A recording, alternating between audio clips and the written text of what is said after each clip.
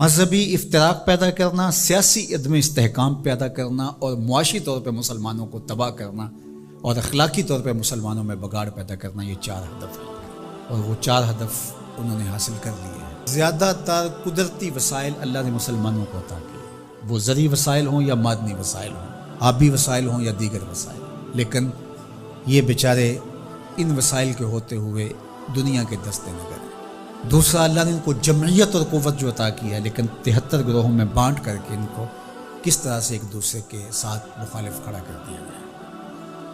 اور تیسرا، سیاسی طور پہ شورشیں، یہ آپ دیکھ لیں ساری اسلامی ممالک کے اندر ہیں، پوری دنیا کا مطالعہ کر لیں، 1 انچ بھی جگہ ایسی نہیں ہے جہاں آتش و آہن برس رہا ہو اور وہ کفار کی سرزمین ہو۔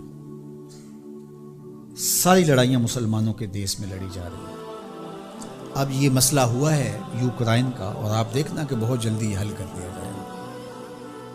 کشمیر ہے 70 سال سے لٹک رہا ہے، فلسطین کا مسئلہ حل ہونے کا نام ہی نہیں لیتا۔ مشرقی تیمور چٹکیوں میں حل ہوا کہ نہیں ہوا؟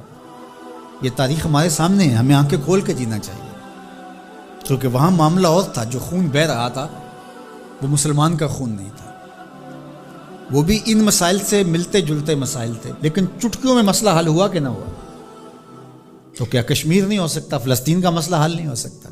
اب عدم استحکام ہے، جتنے بھی ممالک ہیں وہ ایک اچھے انداز سے چل رہے ہیں۔ جو عدم استحکام ہے وہ ہمارے اسلامی ممالک کے اندر ہے، خانہ جنگیاں جتنی بھی دیکھ لیجئے وہ یہاں ہمارے ممالک کے اندر شروع کروائی جاتی ہیں۔ تو ہم اپنے نبی علیہ السلام کی تعلیمات کو فراموش کر گئے اور ہم اٹھتے ہی نہیں پا رہے، اور ہماری بڑی بڑی سلطنتیں جو ہیں، وہ اندلس کی سلطنت دیکھ لیجئے کس طرح تباہ و برباد کر دی گئی، سقوط بغداد ہوا، اسی طرح خلافت عثمانیہ کا سقوط ہے، سقوط دہلی ہوا، اور ہماری اس ریجن کے اندر دیکھ لیجئے یہ ایک سقوط کابل ہے، اسی طرح سقوط ڈھاکہ ہے۔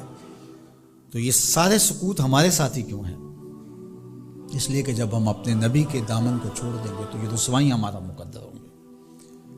ہمیں ہمارے نصابوں میں یہ پڑھایا ہی نہیں گیا کہ جس طرح نماز تمہارے اوپر فرض ہے، باقی امور تمہارے اوپر فرض ہیں، امت سازی کا عمل بھی تمہارے اوپر فرض ہے۔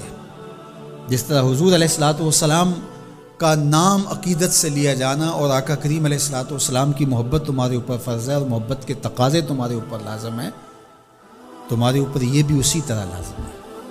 تو اس وقت ہمارے ساتھ جو کچھ ہو رہا ہے اور جس سمت ہم سفر کر رہے ہیں اور جس طرف ہم جا رہے ہیں، تو اس وقت سب سے زیادہ ذمہ داری علماء کی ہے اس بات میں، باقی حکمرانوں کی ہے کہ وہ معاشی بحرانوں میں حکمران قوموں کو مبتلا نہ دے، چونکہ قوم جب معاشی بحران میں مبتلا ہو جاتی ہے تو پھر اس کے نظریے پیچھے چلے جاتے ہیں۔ دور موجود میں کہتے ہیں اس دور کا ایٹم بم معاش ہے، جو قوم معیشت کی تباہی کے دانے پہ آ جاتی ہے اس سے پھر جو مرضی آپ منوا لیں، اور آپ جانتے ہیں مسلم حکومتیں کیا کچھ نہیں مان لیتی، اور یہ حکمرانوں کی ذمہ داری تھی کہ وہ، لیکن ان کے پیٹ ہی نہیں بھرتے، ملک کو اس بے دردی سے لوٹا نہیں نوچا ہے انہوں نے، لیکن ابھی تک ان کے پیٹ ہی نہیں بھرے اور نہ مستقبل میں کوئی بھرتے ہوئے دکھائی دیتے۔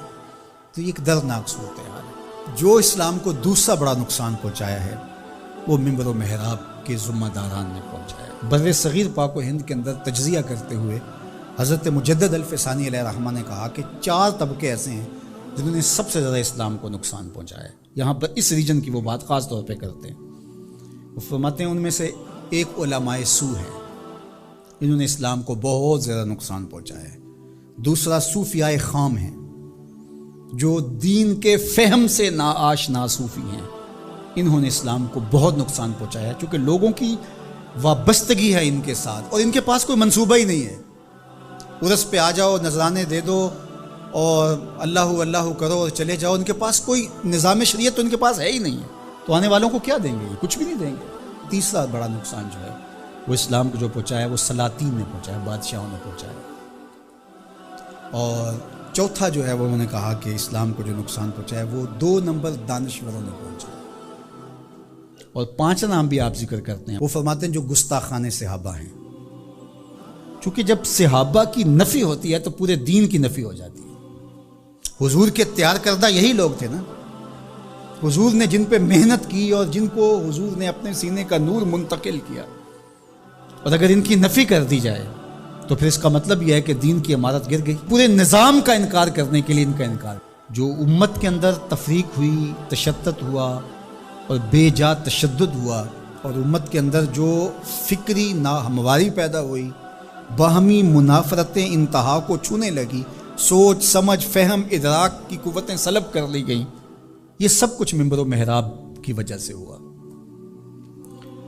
اور اس میں علماء حق یا علماء ربانی یا علماء راسخین جس کو قرآن نے کہا ہے وہ نہیں شامل، لیکن علماء سو جو ہیں سب سے زیادہ مسلمانوں کو اگر نقصان پہنچایا ہے علماء سو نے پہنچا. اللہ ہمیں امت واحدہ کے نور سے مالا مال فرما، ایسی امت واحدہ جو تیرے محبوب کی سچی غلامی کا حق ادا کرنا جانتی ہو، ایسی امت واحدہ جو صحابہ کے در کی دہلیز کی نوکر ہو، جن کے رگو ریشہ میں اہل بیت کا پیار محو نفوذ ہو، جو اولیاء امت کے طریق پہ گامزن ہو. اللہ ہمیں سچائیوں کی راہ پہ رکھے. وآخر